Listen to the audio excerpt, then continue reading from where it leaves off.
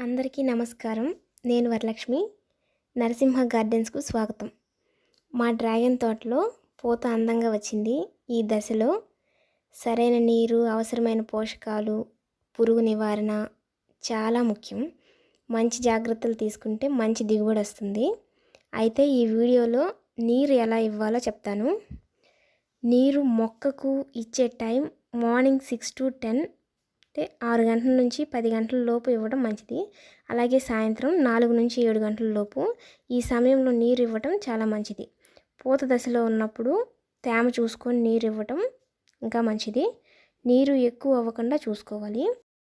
మధ్యాహ్న సమయంలో నీరు ఇవ్వడం వల్ల మొక్కల వేర్లకు ఎండ వేడి వల్ల ఫంగల్ ఇన్ఫెక్షన్స్ వచ్చే అవకాశం ఎక్కువ ఉంది. వీడియో నచ్చితే ఒక లైక్ చేయండి. అలానే డ్రాగన్ పంటలో ఏవైనా సందేహాలు ఉంటే కామెంట్ చేయండి.